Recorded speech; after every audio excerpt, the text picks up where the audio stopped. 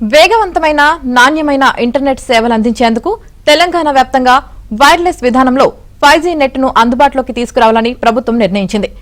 Cable వ్యవస్థ లేకుండా wifi విధానంలో ఇంటర్నెట్ను అందుబాటులోకి తేనుంది. అయితే అటు కేబుల్తో పాటు ఇటు వైర్లెస్ విధానంలోనూ ఇంటర్నెట్ అందించలేని ప్రాంతాల్లో ఈ సౌకర్యం కల్పించేందుకు అమెరికాలోని ఎలన్ మస్క్ చెందిన స్టార్లింక్ కంపెనీ సేవలను వినియోగించుకోవాలని నిర్ణయించింది.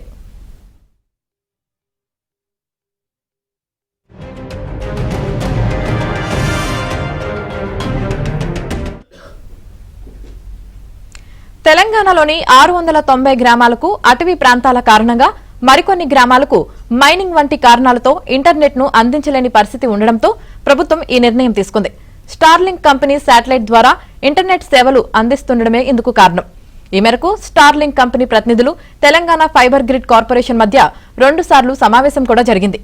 తెలంగాణలోని ఏ ప్రాంతాల్లో ఇంటర్నెట్ అందించాలి, అక్కడ ఉన్న ప్రతికూల పరిస్థితులు సహా అన్ని వివరాలను స్టార్లింక్ ప్రతినిధులకు టీ ఫైబర్ అధికారులు వివరించారు.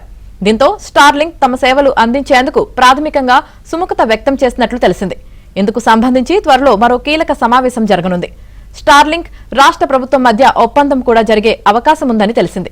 ఇదే జరిగితే రాష్ట్రంలోని మారుమూల గ్రామాలు, తండాలు, ఏజెన్సీ, అటవీ ప్రాంతాల్లోని గ్రామాలకు ఇంటర్నెట్ సేవలు అందుబాటులోకి వస్తాయి.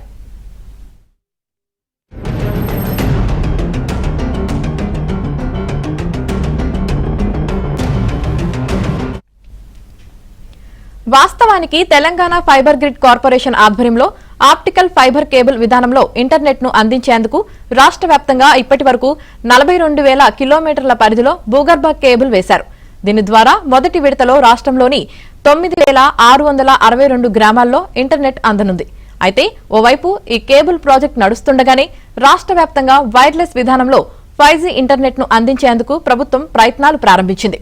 ఖమ్మం జిల్లా మధుర నియోజకవర్గం చింతకాని మండలంలోని రామకృష్ణాపురం గ్రామంలో వైర్లెస్ 5G వైఫై సేవలను పైలట్ ప్రాజెక్టు కింద అమలు చేయనుంది. ఇందుకు కేంద్ర ప్రభుత్వం తాజాగా అనుమతులు జారీ చేసింది. సంక్రాంతి సందర్భంగా రామకృష్ణాపురంలో ఈ ప్రాజెక్టును ప్రారంభించనున్నట్లు విశ్వసనీయంగా తెలిసింది. పైలట్ ప్రాజెక్టు అమలు కోసం 5 కోట్ల వరకు వెచ్చించనున్నారు.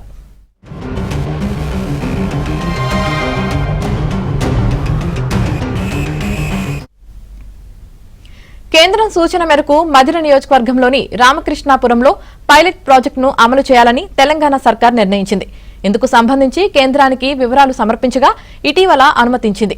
ఇలా వైర్లెస్ 5G సర్వీసులు గ్రామీణ ప్రాంతంలో అమలు చేసేందుకు కేంద్రం అనుమతి ఇవ్వడం దేశంలో ఇదే మొట్టమొదటి కావడం విశేషం.